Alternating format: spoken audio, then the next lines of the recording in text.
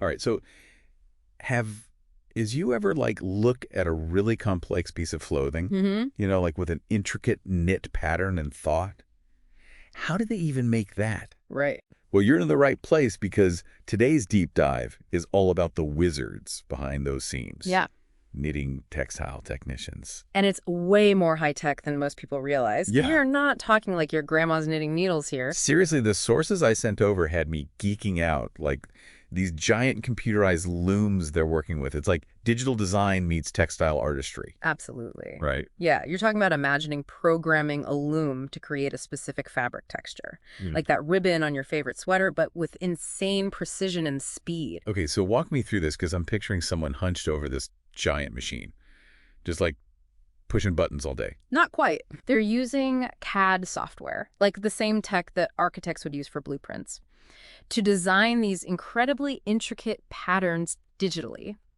And these aren't just like simple stitches. We're talking complex geometries and textures, all mapped out virtually before a single thread even hits the loom. Wait, so they're basically like coding the fabric. Exactly. That's wild. Yeah, they're building these digital instructions.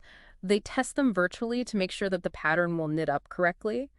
And then they send them straight to the loom. It's faster, way more precise, and it allows for way more creativity compared to those traditional methods. And this is where all those technical skills really come into play. Right. Because you need to understand the design aspect, but then also how these machines actually operate. Precisely. And it's not just about the aesthetics either. One of the articles mentioned a knitting textile technician who designed a special compression fabric.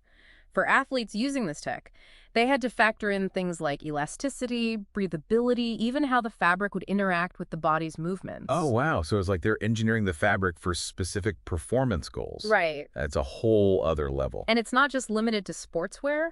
Think about medical textiles, bandages that can interact with wounds in specific ways, or even implantable materials. These technicians are on the cutting edge of that innovation. This is blowing my mind. And it makes total sense that these folks are in such high demand. Oh, absolutely. The guide you sent over mentioned a projected 4% job growth, which is fantastic. As industries are demanding these more complex textiles, those with this specialized skill set are going to be highly sought after. That is reassuring, Yeah. especially in today's job market.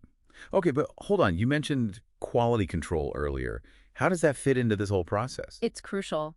Think about it. You've got this high-tech loom just weaving away, but the final product needs to meet specific standards. They work really closely with lab technicians, testing fibers for their strength and durability, making sure that that knit can hold up under stress, and ensuring that the color stays consistent across different batches. Right, because a tiny flaw in the yarn could become a major issue in that final fabric. Exactly. So it's about understanding the science of textiles as much as the artistry of making them. Exactly. They need to know how different fibers behave, how that knitting process affects the fabric's properties, and how to troubleshoot any problems that might arise. It's that blend of technical and creative thinking that makes this field so fascinating. Yeah, I love that.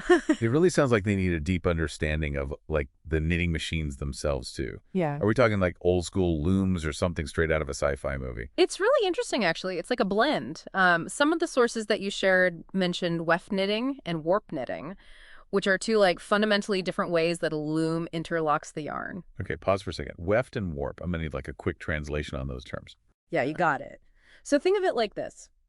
Weft knitting creates rows of loops across the fabric, kind of like if you were to knit a scarf by hand. Warp knitting actually uses multiple yarns running lengthwise, and it interlaces them in a more like complex structure, which can create like incredibly stable and resilient fabrics. Ah, so weft is more like that classic knit structure, and then warp is where things get like super intricate. Exactly. And, depending on the desired texture, the durability, even the fabrics in use, a knitting textile technician needs to know which method and which type of machine is best suited for that job. That's so cool. So we've got the digital design, the high-tech machines, but what about like the human element? Like what makes someone really good at this job? Yeah, so one of the FAQs you sent over actually highlighted this perfectly. It's the marriage of that technical mastery and then that meticulous attention to detail. Right. Because a tiny error in that digital pattern, or even a slight miscalculation in the yarn tension, can throw the entire process off. Yeah, and I bet that can get pretty costly too, if you're Yeah. talking about like meters of fabric going to waste Yeah. because of one small mistake. Absolutely. So those who really thrive in this field are the ones who are like inherently detail-oriented, who get a little thrill out of getting things exactly right. Mm-hmm. But then beyond that precision, it's about being a lifelong learner. Yeah, because this technology is not slowing down anytime soon. No, not at all. You see these new fibers, new software, new applications for these textiles are popping up all the time. So being adaptable, curious, always eager to expand your skill set, those are really the magic ingredients for that long-term success.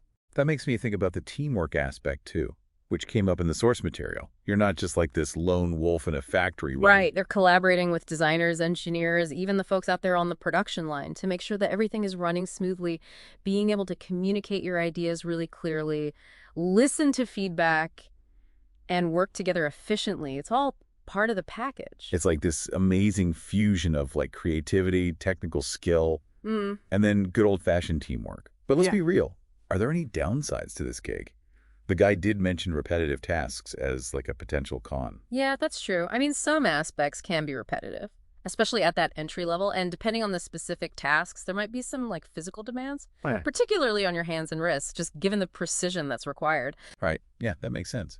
But I feel like that creative side would kind of balance that out a bit. Yeah, absolutely. And that's what makes it more than just like a factory job, you know? You're seeing your designs actually come to life. You're feeling the texture of the fabric that you helped create. There's a real sense of satisfaction in that. Totally.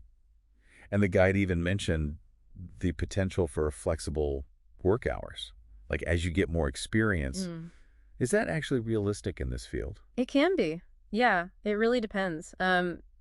Some roles might offer shift flexibility, especially as you become more senior and like your expertise is really in demand. Yeah, that makes sense. Plus, there's this like growing opportunity for freelance work too, designing patterns remotely for various companies. Oh, wow. So you could potentially be like your own boss, Uh, creating designs from like your home studio. Yep. That's pretty cool. Speaking of like different paths, the source material had like that whole section about career stages. And I loved how it wasn't just like dry job titles. It felt like a real like progression, you know? Right. Like you could really see yourself moving up in this field. Exactly. You know, you could start as an assistant, just kind of getting a feel for the machines, learning the software, and then you move into operating those machines independently, mastering that CAD design aspect, and maybe even specializing in a particular knitting technique or type of textile. It's like leveling up in a video game. Yeah, You gain experience, you unlock these new skills, exactly. and then eventually you could be leading a team, Mm, managing that entire knitting process for a company. precisely. That's awesome. And even think about like the mentorship opportunities at that level, like sharing your knowledge and guiding that next generation of knitting textile technicians. That's a powerful position to be in. For sure. This deep dive has been such an eye-opener. I seriously had no idea that this whole world even existed, Yeah, with like so much technology and artistry all intertwined. yeah. It's so cool. It's really fascinating. It's like a hidden gem of a career path. It really is. Yeah, yeah. And that's the beauty of it, you know? It's not just about like what you're creating, but it's about that joy of constant learning, pushing those boundaries, Yeah. and finding these creative solutions within this really technical field. It's so true. So for anyone listening who's like feeling that spark, that curiosity, what would you say is like the most important thing to remember? I'd say if you're detail-oriented, fascinated by how things work, and you're drawn to like both the technical and the artistic sides of creation, this field is definitely worth exploring. Don't be afraid to like get your hands dirty, to experiment, and to Right. really embrace that ever-evolving world of textile technology. It's not just about knitting a sweater. It's about weaving together passion, Right. precision, and a whole lot of innovation. Who knows? Maybe the next breakthrough fabric is out there waiting for you to discover it.